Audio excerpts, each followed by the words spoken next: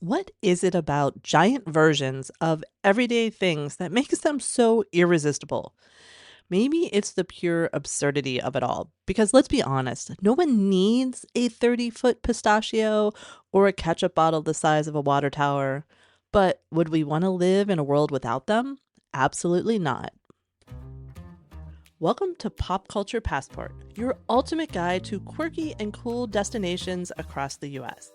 I'm your host, Beth Scalacci, aka the Roman Yeti, here to help you dive into the world of theme parks, uncover film and TV locations, and explore quirky museums, roadside attractions, and legendary venues that capture the heart and soul of this unique country. So grab your pop culture passport and let's discover destinations that resonate with your interest, not just with what's trending on social media. Are you ready? Let's roam! Welcome back. There is something magical about cruising down the highway and suddenly spotting a massive roadside attraction towering in the distance. And today, we're going to hit the highway to visit some of the world's quote unquote largest roadside giants across the US. So buckle up. This is going to be one supersized adventure. And our first stop is the world's largest ball of twine. Because what is a world's largest list without this legend? Now, it all started back in 1953 when Kansas farmer Frank Stober needed somewhere to put his leftover twine. So instead of tossing it, he started rolling it into a ball. And then he just, well, kept going. And by 1957, it weighed 5,000 pounds. And by 1961, it was such a local celebrity that they rolled it right into Cawker City's Centennial Parade before giving it a permanent home in town. But here's the fun part. This isn't just some relic of the past. The town still adds to it. Every August during Twineathon, visitors can contribute their own twine under the watchful eye of an official twine caretaker. Yes, that is a real job title. And as of now, this 1,600-mile long ball of twine is still growing. And if you're wondering just how long that really is, it's literally enough to stretch from Kansas to the Pacific Ocean. Next, we head west to the Mojave Desert to see a thermometer so big you can read it from the freeway. Back in 1991, businessman Willis Heron had a dream. Well, more like an obsession with Death Valley's record breaking 134-degree Fahrenheit temperature from 1913. So he did what anyone would do. He built a 134-foot tall thermometer in Baker, California, right next to his Bun Boy diner. Great idea, right? Well, the desert had its own plans. The thermometer got knocked down by high winds, not once, but twice. And after reinforcing it with concrete, it stood strong until 2012 when it went dark due to its reported $8,000 a month electricity bill. Yep, it turns out keeping that three-sided 76,000-pound digital thermometer lit 24/7, not cheap. But luckily, Heron's family brought it back to life in 2014, and today it stands proudly as a highway icon for road trippers heading to Death Valley. So, if you're driving through Baker, be sure to check the temperature and then thank the air conditioning gods and grab a milkshake before heading into Death Valley. All right, next up is the world's largest pistachio in Alamogordo, New Mexico. So, like I said, if a 30-foot tall pistachio doesn't make you stop your car, I don't know what's going to. And that is the world's largest pistachio. Now, it was built in 2008, and this massive nut is a tribute to Tom McGinn, the founder of McGinn's Pistachio Ranch. So when Tom passed away, his son Tim decided to honor his father by doing what any reasonable person would do, and that's building a giant pistachio on the farm. And maybe one of my favorite stories so far that I've told. And this isn't just some random giant pistachio. No, it's perfectly sculpted, split open, made of concrete and steel, and modeled after an actual pistachio from the ranch. Now, Pistachio Land fully commits to the theme. They have pistachio flavored everything, a pistachio green tour bus, and even a pressed penny machine featuring, you guessed it, the big pistachio. Oh, and fun fact, apparently it's the second most photographed landmark in New Mexico, right after White Sands National Park, which is just 18 miles away from the world's largest pistachio. So next we're going to head to Collinsville, Illinois, which is home to something truly saucy, a 170-foot tall ketchup bottle that doubles as a water tower. It was built in 1949 for the Brooks Ketchup plant, a marketing stunt so bold that it still works decades later. By the 1990s, the factory had shut down and the bottle had seen better days. But oh no, the locals weren't about letting their massive condiment get demolished.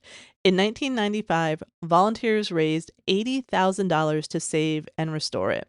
And today, this giant red bottle of ketchup stands tall, and every summer the town celebrates with the Ketchup Bottle Festival, featuring, you guessed it, ketchup tastings, a hot dog eating contest, and of course, live entertainment.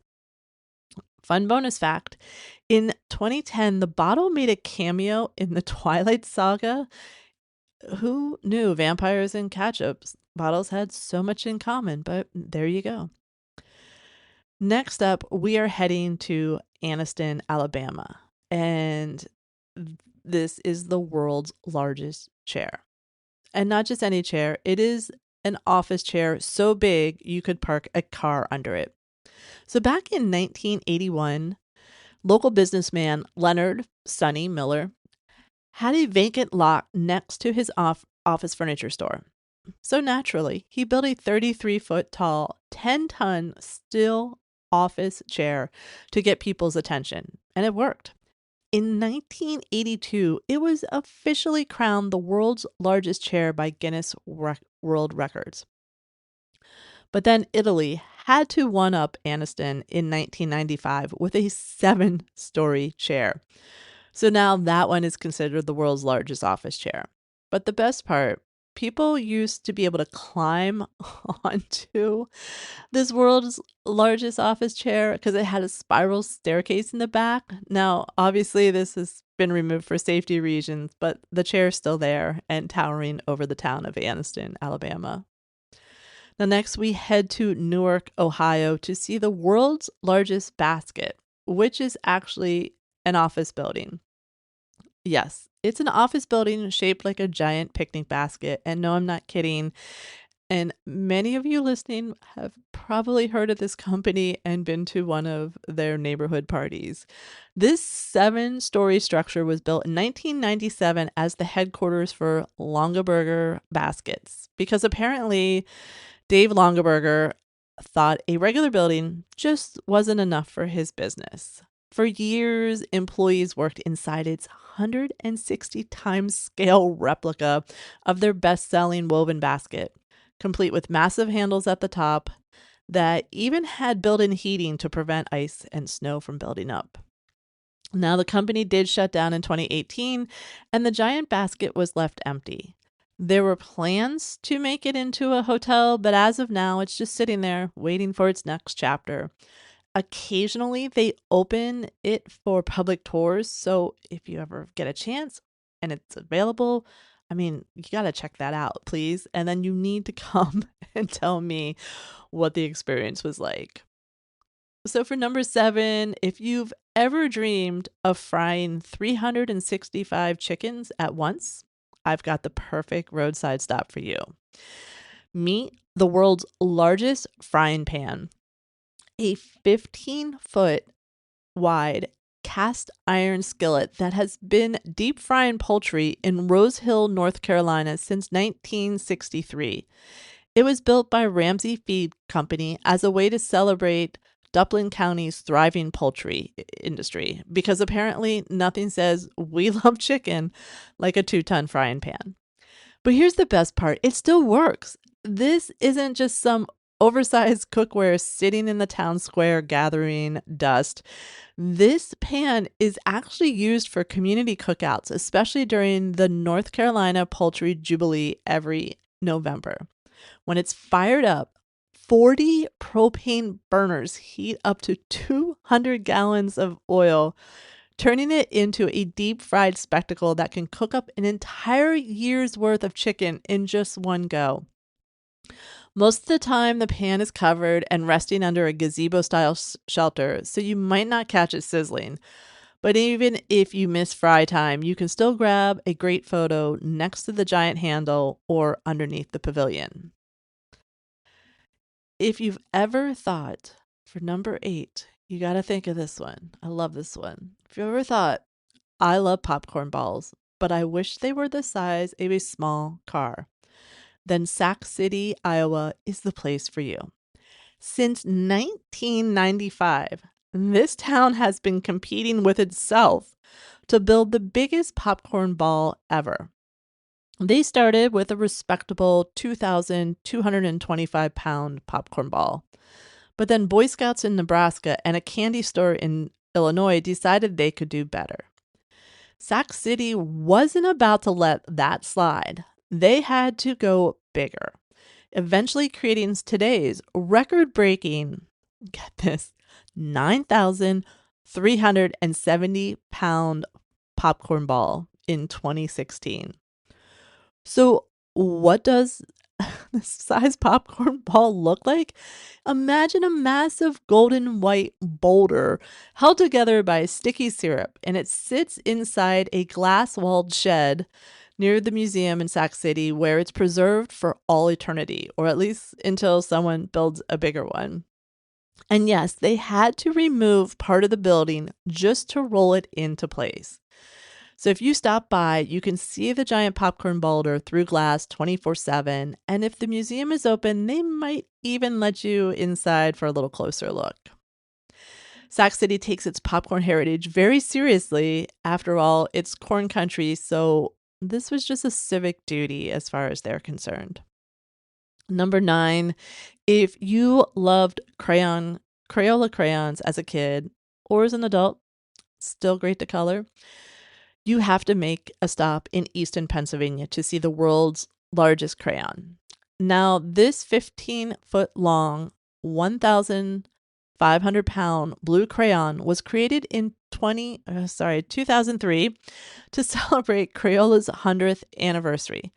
But it's not just a wax sculpture. This crayon is actually made from 123,000 recycled blue crayons donated by kids from all over the country. That's right. Kids literally mailed in their old blue crayons, and Crayola melted them all down to create this supersized masterpiece. Nicknamed Big Blue, it's the length of a small car, complete with the classic Crayola label wrapped around it.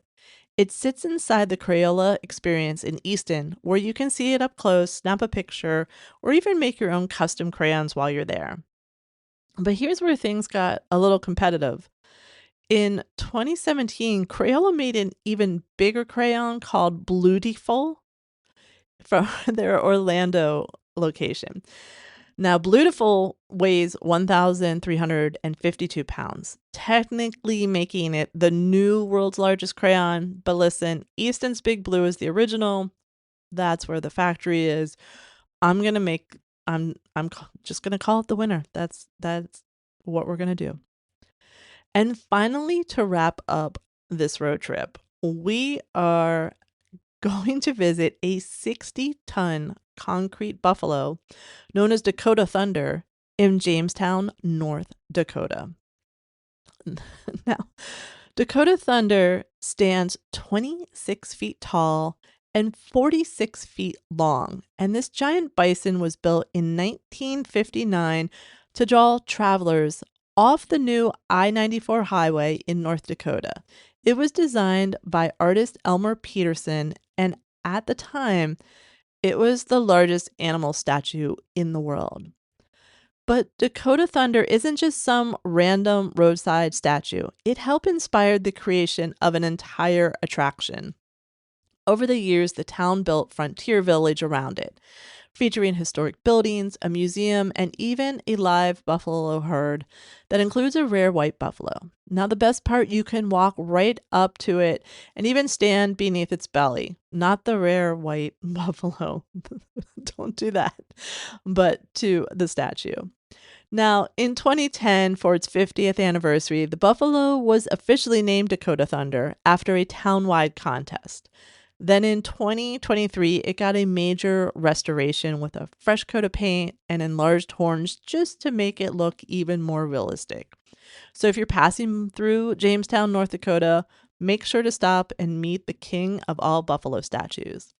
It's a roadside icon and honestly a pretty legendary way to end this world's largest road trip. So from giant twine balls to massive frying pans, let's face it, America doesn't do small. These roadside attractions are proof that bigger is almost always better, and they always make road trips more fun.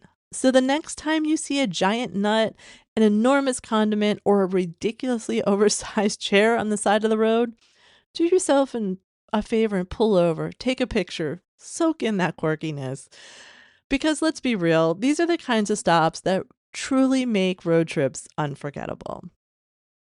Now, this week, Yeti's pop pick, sort of related to the topic, but it's something very personal that I've been working on, and it's called the Quirky and Cool Travel Guide, and it's live. I'm letting certain people know, and that includes you, before it goes really, really live. It is a growing directory of, the places we love, the quirky, the nostalgic, the pop culture destinations across the US, everything from the roadside giants like we just talked about to museums to themed restaurants, theme parks. It's a place where you can sort of map out where to find these places and check them out.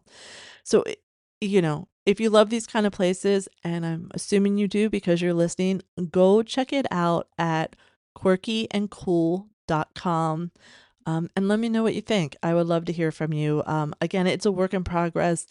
I need to start outreach to a lot of these locations so they can claim their listings, get some photos in there, and make it even better. But it's a start. It's something that I'm really excited to work on. So I hope it makes your traveling a little bit easier. Let me know. And with that, we add another stamp to our pop culture passport. I hope that this episode inspires you to get out and explore all that is quirky and cool, even in your own backyard. Follow, download, and subscribe so you don't miss future episodes. Tell a friend or leave a review. Both go a long way in helping the show grow. You can also follow me on Instagram or Facebook. Just search for The Roaming Yeti. Keep roaming and finding your fun.